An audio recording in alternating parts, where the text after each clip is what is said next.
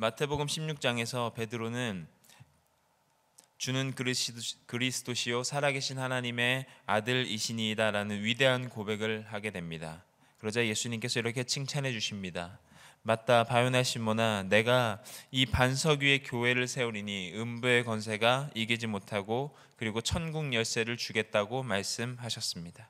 고난을 받고 죽임을 당해야 한다고 말씀하시는 예수님에게 그럴 수 없다고 대답한 베드로는 사탄아 내 뒤로 물러가라, 하나님의 일을 생각하지 않고 사람의 일을 생각한다며 꾸중을 듣습니다. 베드로는 엄청난 칭찬을 듣게 되었고 그리고 예수님의 꾸중도 함께 듣게 되었습니다. 그런 일이 있은 후 정확히 엿새가 지났습니다. 전직 어부 출신인 베드로와 야고보와 그의 형제 요한이 예수님과 함께 따로 높은 산으로 올라가셨습니다.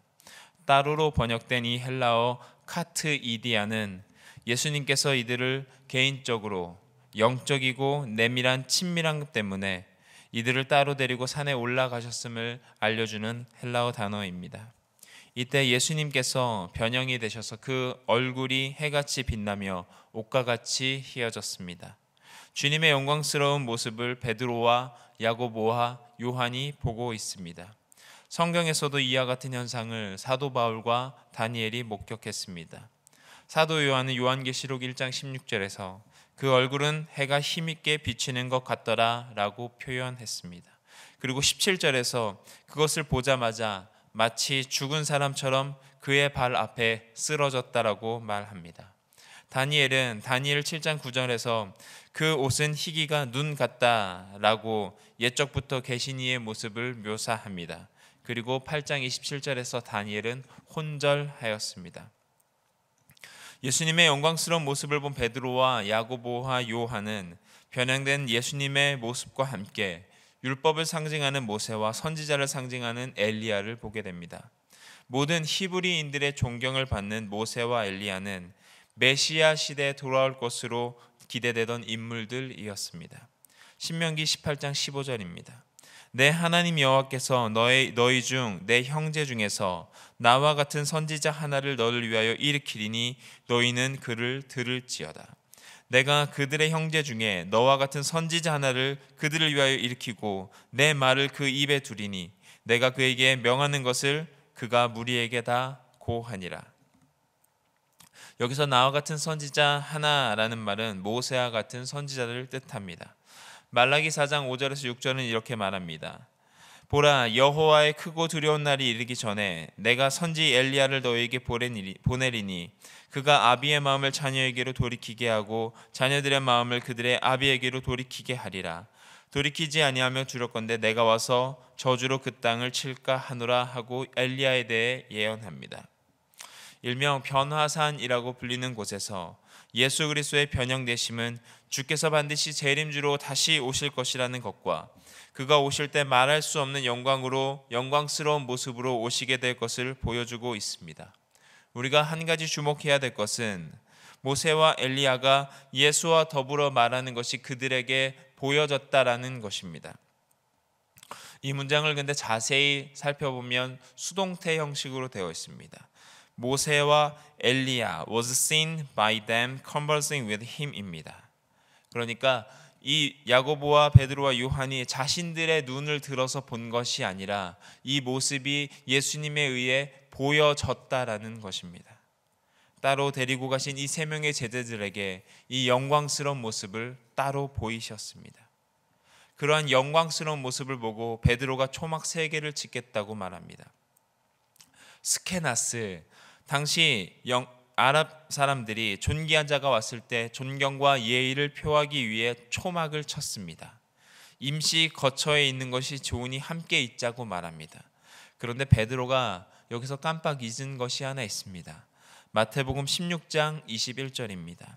이때로부터 예수 그리스도께서 자기가 예루살렘에 올라가 장로들과 대제사장들과 서기관들에게 많은 고난을 받고 죽임을 당하고 제3일에 살아나야 할 것을 제자들에게 비로소 가르치셨습니다. 베드로는 분명 배웠습니다. 그러나 주께서 그 일이 미치지 아니할 것이라고 말했다고 사탄이라는 꾸중을 듣습니다. 예수님께서 하셔야 될 일이 있음에도 베드로는 여기가 좁사오니 초막 3개를 짓겠다고 말합니다. 사람은 누구나 실수합니다. 심지어 예수님을 따라다니던 제자들도 주님의 뜻을 온전히 받아들이지 못하고 행하지 못할 때가 있었습니다. 그분의 가르침을 이해하지 못하기도 했습니다. 주님께서 우리를 향한 부르심과 뜻이 있어 응답을 요구하시는데 정작 움직이지는 않습니다. 여기가 좁사오니 초막을 짓고 여기에 머물겠다 할 때가 있습니다. 주님께서 원하실 때 은혜를 베풀어 주시는 것임에도 불구하고 우리가 원할 때 은혜를 베풀어 달라고 요구할 때가 있습니다. 많은 사람들이 십자가의 고통과 고난은 거부합니다. 영원한 나라에서의 안식보다 이 땅에서의 한없이 편하고 안락하기만 한 생활을 영위하고 싶어 합니다. 사명을 감당하기는커녕 그 괴로움을 거절하고 넓은 길로만 가려고 합니다. 저 푸른 초원 위에 그림 같은 집을 짓고 사랑하는 우리님과 한평생 살겠다는 사탄의 거짓 술수에서 빠져나와야 합니다. 3명의 제자에게 호련히 빛난 구름으로 덮이게 되고 소리가 들립니다. 이는 내 사랑하는 아들이요 내 기뻐하는 자니 너희는 그의 말을 들으라. 하나님의 음성을 들은 제자들은 두려움에 떨며 땅에 엎드려졌습니다. 누구라도 하나님이 들려주신 진리의 말씀을 새겨 들어야 합니다. 두렵고 떨리는 경외하는 마음으로 그분의 음성에 귀 기울여야 합니다. 예수님의 옷가에 손을 대어 12해 동안 혈루증을 앓던 여인이 누가 내 옷에 손을 댔느냐는 예수님의 질문에 떨며 나와 엎드립니다.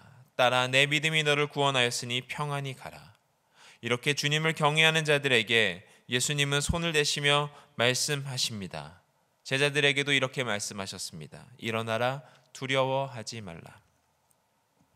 예수님은 산에서 내려오시면서 제자들에게 오늘 사건에 대해 침묵할 것을 한시적으로 명령하십니다.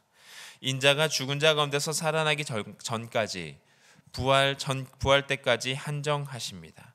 이에 제자들이 궁금한 것을 질문합니다. 유대인들은 하나님의 나라가 임하기 전에 엘리야가 먼저 와야 한다 믿었습니다. 비유를 통해 하나님의 나라에 대한 가르침을 받았는데 왜 그 전에 올 것이라는 엘리야는 오지 않는가? 혹은 오늘의 사건을 통해 하나님의 나라의 도래를 맛보았는데 그때 엘리야가 나타난 것이 예언의 성취인가? 이러한 의문에 대해 예수님은 실제로 엘리야가 먼저 왔는데 사람들이 그를 함부로 대했음을 밝히십니다. 예수님의 대답을 통해 제자들은 장차 올 것이라고 예언된 엘리야가 바로 세례 요한임을 알게 됩니다. 세례 요한은 엘리야의 복장을 하고 엘리야가 먹었던 음식을 먹으며 요단강에서 회개의 세례를 베풀었습니다. 그리고 세례를 받으러 오신 예수님을 그리스도라 증언했습니다. 여자가 낳은 자 중에 요한보다 큰 자가 없다고 예수님께서 말씀하셨습니다. 그러자 요한이 이렇게 말합니다. 그는 흥하여야겠고 나는 쇠하여야 하리라. 결국 주님의 영광을 위해 낮아지는 그 사람을 하나님께서 가장 큰 사람으로 인정하십니다. 이제 우리가 해야 될 일이 생겼습니다. 이제 자리에 머무르지 않아야 합니다. 여기가 좁사오니 초막을 짓는 삶이 아닌 자기를 부인하고 자기 십자가를 지고 예수님을 따르는 인생으로 변화해야 합니다. 주님의 영광을 맛보고 그 자리에 머물러 있기보다 주님이 주신 부르심에 응답하는 삶으로 바뀌어야 합니다. 하늘의 소망을 두고 두려운 현실을 극복하는 삶, 그 삶의 진정 육신의 정욕과 안목의 정욕과 이생의 자랑을 포기하는 주님이 영광 받으시고 높아지시는 우리의 겸손한 삶입니다. 오늘 말씀을 묵상하고 생각하면서 찬양 한 곡이 생각났습니다. 그 가사를 좀 읽어드리겠습니다. 나 지금은 비록 땅을 벗하며 살지라도 내 영혼 저 하늘을 디디며 사네. 내 주님 계신 눈물 없는 곳 저 하늘에 숨겨둔 내 소망 있네. 보고픈 얼굴들 그리운 이름들 많이 생각나. 때로 가슴 터지도록 기다려지는 곳. 내 아버지 너른 품 날 맞으시는 저 하늘에 쌓아둔 내 소망 있네. 주님 그 나라에 이를 때까지 순례의 걸음 멈추지 않으며 어떤 시련이 와도 나 두렵지 않네. 주와 함께 걷는 이 길에. 천국의 영광을 소망하면서 두려운 시를 주님의 영광스러움으로 이겨내시는 저와 여러분 모두가 되시기를 주님의 이름으로 축원드립니다. 기도드리시겠습니다. 주님, 천국의 영광을 소망하며 두려운 현실을 이겨내는 우리들의 삶, 주님을 따라가고 자기 십자가를 지고 예수 그리스도를 온전히 따라가는 삶, 주님의 영광을 맛보고 그냥 이 자리가 좋다고 이 자리에 머물러 있겠다고 말하는 삶이 아닌 주님께서 말씀하여 주시는 그 부르심에 응답하는 삶으로 우리들의 삶을 변화시켜 주옵소서. 예수 그리스도의 이름으로 기도드립니다.